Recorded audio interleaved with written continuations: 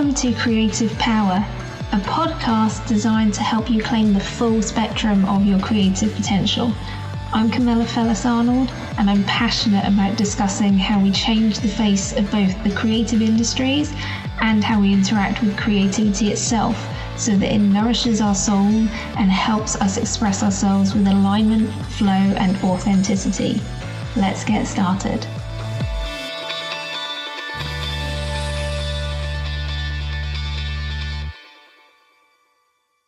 Welcome to episode 6 of Creative Power. So we're now in this weird period that exists between Christmas and the New Year where everyone has eaten way too much and no one has any idea what day it is. During this period, more often than not, thoughts start to turn to the upcoming year. And you're probably getting quite familiar hearing things like, oh, that's it, the diet starts on the 1st of January, or it's a new year, it's a new me. You know what I mean. Perhaps you've even said something like it yourself because you want some things to change. Now, personally, I don't prescribe to the concept of New Year's resolutions because I was never very good at sticking to them. Instead, what I have become very good at in the last couple of years is building consistent daily habits that are both creative and non-creative. So whether you're planning to make a New Year's resolution or not, I'm sure you've got things you'd like to change, things you'd like to do or start improving. And in today's episode, I'm going to share with you 5 tips that I've learned through the process of building my own daily habits of things like journaling, meditating, learning a language, and writing poetry. So let's dive in. Tip number 1. It's all in the preparation. You know how someone gets fed up when their jeans won't fit, and then they angrily announce that the diet starts tomorrow? They end up eating lettuce for a week because they either don't have anything in the cupboard or don't know what they can eat that will keep them on track. Yeah, that doesn't end well. What worked for me was taking the time to really evaluate what I wanted to change and ask myself, what was I genuinely prepared to do about it? How much do I really want this change?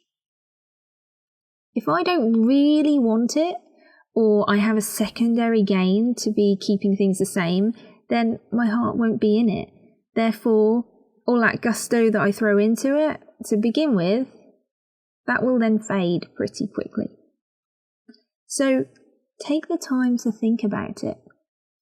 What do you want to do, start, improve, or change? I have Cypriot heritage, but grew up in the UK and didn't spend time with my Cypriot family. Didn't spend much time with my Cypriot family, I should say. So learning Greek has always been on my list of things I wanted to do, but never really got round to doing it. And before I knew it, time was passing. I now am in my 30s, so my ability to learn languages as well as I did in my 20s is long gone. And I'm finding that I still didn't know more than just a few words, and that wasn't okay with me. So I asked myself, what was I willing to do about it? And just as importantly, what could I feasibly do about it? Honestly, I sat with those questions for a while and really felt into them, because I didn't feel confident attending in-person lessons straight away. So I looked at what I could do instead, and I happened to find the Duolingo app. It has a good free version, it's simple, cleanly designed, sends you reminders, it's fun to use. See upcoming tip number 5 for that one. Talk in more detail about it. And I could use it in my own time, so perfect. And to date, I have been using Duolingo daily for over 430 days at the time of recording this. And I only spend as much time as I want on there every day. And I can build on that anytime I want by adding in-person lessons, for example. But this time it won't be such a leap because I've already started moving in the direction of achieving it. But I made sure that I did the preparation and the groundwork before I started to help it be easier to start and to be easier to stick to. And this leads on to my next tip, number 2. Start small. It can be so tempting when you see all those special introductory offer prices to sign up for gym membership and then throwing yourself into working out every single day of the week for an hour every day. But you are going to run out of steam pretty quickly and you will drop that habit like a hot potato. And then you're going to be mad at yourself for stopping, yet unable to get yourself started again. You'll feel like a failure, nothing will change, you're still at square one. It's a whole rubbish thing, let me tell you. Been there, got the t-shirt. To this day, my desire to build a yoga habit and get fitter, it goes in fits and starts. Blatantly, there is something underlying in my subconscious that's getting in the way of that, but we'll get into that later. For now, my advice is start small. Like I said, with my desire to learn Greek, I spend no more than about 10 minutes a day maximum on the app. Some days it's less than 5. I still show up every day regardless. At this point, mainly because A, I don't want to lose my streak, and B, Duolingo sends me emails making me feel bad for not logging in every day if I don't. But my point still stands. I'm showing up every day. And that's how you embed something. You embed the learning. I mean, we have a lot of responsibilities and things to do. So what is the one step you can take every day that will take you closer to achieving what you want? It can be the tiniest step, but it is still one more step in the right direction that shows your willingness to try. And my next tip will help you make that small step even easier. Tip number 3, habit stacking is your friend. I learned about habit stacking in the book Atomic Habits by James Clear. The basic idea is this. If there's some action you want to take, look where you can slot it into your existing routine and stack several actions together to make it easier to keep up with the new habit. For example, say you're wanting to take a vitamin tablet or supplement but kept forgetting to take it. You could put the box by the kettle so that when you're making a cup of tea, you see it and can take the tablet while the kettle boils. That is habit stacking. Or, I don't know, perhaps you want to go to the gym twice a week but never seem to get round to it because you're warm and comfy and you're working from home. So could you pack your gym clothes at the same time as you sort out the kids' bag for school and then take a detour after the school run to hit the gym? You're already out the house, so it's not such a stretch. And it's easier to ingrain the habit into your life when you stack it into other actions that you're already doing automatically. So take a look at your existing routines and look at the new habits and practices you want to build for yourself. Where could you slot something in that wouldn't feel like such a huge leap? And it's avoiding this huge leap that we really want to focus on. Because when we stretch ourselves too far and it feels really uncomfortable and unnatural, that's when we're more likely to let it slide. There's a snap back point where we revert back to our type, to our usual behaviour. And this is where my next tip comes in. Tip number 4. Don't forget to work on your subconscious self-image. I don't think this gets talked about enough in terms of building a daily practice or forming new habits. But it's actually the difference between wanting to change and actually being able to achieve the change long term, if you ask me. Have you ever noticed that the gym gets a lot quieter by mid-February? That's the snapback point I'm talking about. Everyone joins the gym on 1st of January and they throw themselves in it for a few weeks. All's going well, but eventually their subconscious self-image catches up with them and they knowingly or not, sabotage themselves in order to maintain the vision they have of who they are in the world. This was certainly true for me. I'll be the first to tell you I have never been the sporty type, which is and isn't completely true. As a child, I was highly active. I did ballet and tap dancing, and I even won a gold medal for gymnastics. This remained true up until puberty, when the girls at school became cruel, and I felt the need to hide away.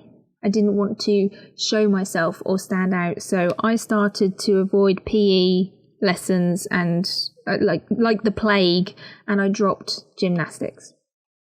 Then, in order to maintain my self-image as not a sports person, I developed tendinitis. It was excruciatingly painful for years, but it also granted me a doctor's note, excusing me from any physical education for the rest of my academic life, which eventually, when I left school, miraculously, the tendinitis disappeared almost overnight. Fast forward to a few months into lockdown, and I was doing daily yoga, high intensity interval training, and walking with my dogs for at least an hour a day. And I was starting to notice all those positive changes in my body when, right on cue, tendinitis reared its ugly head again. I could barely walk for weeks. I certainly couldn't do any of the HIIT training or yoga, so I let both of them slide and got out of the habit. Self-image maintained. This is exactly what I am talking about. And without any work on my subconscious self-image of myself, that is exactly what will stay the same. Now, talking about changing your subconscious self-image could easily be a whole other episode, but for the interests of being brief, here's the deal. If your subconscious self-image doesn't match up with who you want to be in the world, there's a gap you need to close. And there's lots of ways you could do that. There's tools like emotional freedom technique, EFT tapping, or hypnosis, and that's only 2 suggestions I'm thinking of off the top of my head, but there's plenty of different tools out there. What these tools do is help you work on those limiting beliefs, fears, blocks, etc., and they support you in transmuting them and transforming them into something new, into a new subconscious self-image that sees you as a person who is fit and healthy and doing yoga daily, or you're in creative flow and you can draw every day, or whatever it is that you want to be. Working on your subconscious self-image is tough, but it is worth it. I do highly recommend that you work with a trained practitioner, though, or therapist. But don't just go dive in on your own if you don't know what you're doing. And I'm just going to take one quick second to recommend my collaborative work partner, Emily Tuck, who has helped me walk my own journey of inner transformation. And she is incredible at what she does and could definitely help you too if you want to. And if you do want to work with her, I will leave a link in the show notes so you can check out her work and how she can help you. But back to tip number 4. At some point, you do need to look at the subconscious things that are standing in your way if you are struggling to change things in your life. I think the question to ask yourself is, how willing are you to do whatever it takes to achieve this goal? As I said though, it can be a really tough road. So let's lighten the load with my last tip. Tip number 5. Make it fun. The whole point of changing things and making New Year's resolutions is because we want to bring ourselves closer to happiness and to our dream life. Is it not? That's not the point? Yeah, it's the point. So this step is crucial, even though it's so often forgotten, because so many of us prescribe to the adage of no pain, no gain.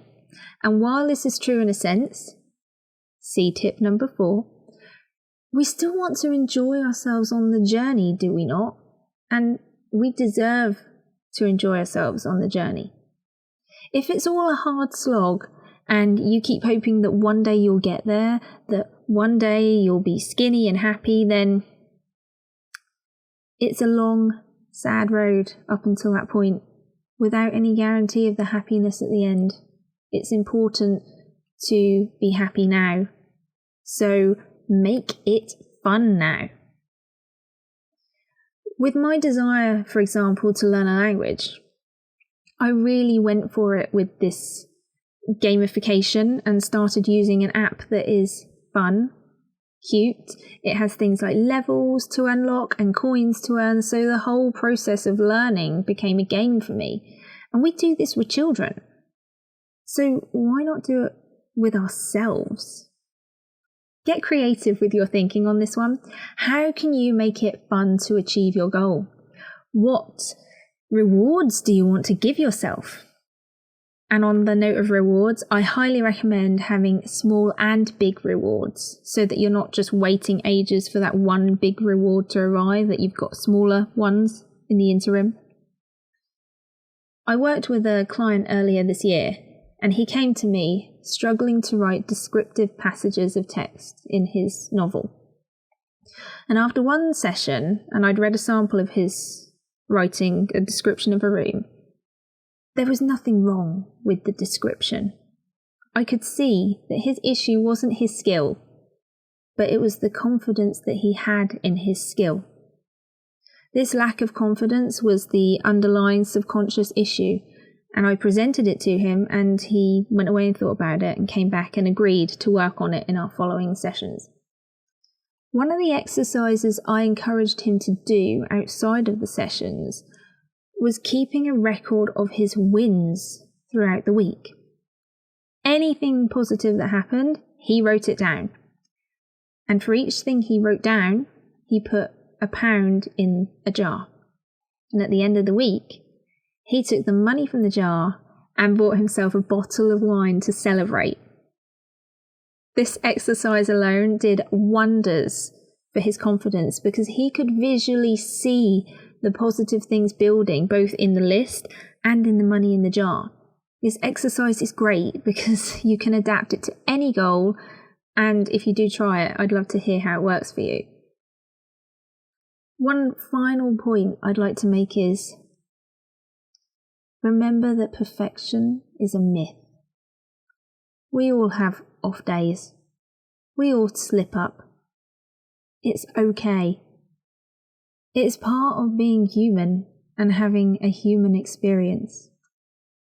If you have a day where you miss your writing window or you eat 5 slices of cake, don't be hard on yourself.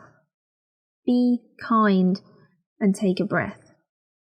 We can always start again in the next breath. It doesn't mean everything is ruined because you missed one day. We have all of these seconds, hours, minutes in a day just because a couple of minutes were bad. Just because in 1 second you made a decision that you don't want to do again doesn't mean the whole day is ruined, does it? So remember that if you go off track, that's okay. You can start again.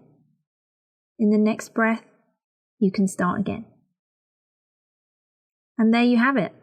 My 5 top tips for starting any kind of daily practice. Just to summarize, here they are again. Number 1, preparation is key. 2, start small. 3, habit stack. 4, work on your subconscious self-image. 5, make it fun. So I'm interested to hear from you. What daily habits are you going to work on building? Personally, I'm going to be continuing to solidify my new writing habit, and I'm definitely going to be looking at whatever is underlying behind stopping me from doing the yoga that I want to do and keep putting off. So I'd love to hear what daily practices you are bringing into the new year. So don't forget to reach out to me. Send me a message, connect with me on social media. Let me know what you're doing. And I will see you in the next episode in 2022. Thanks for listening to Creative Power today. If you enjoyed this episode, please share it with your friends and consider leaving a review. To find out more ways you can connect or work with me, please visit www.camillafellisarnold.com/creative power.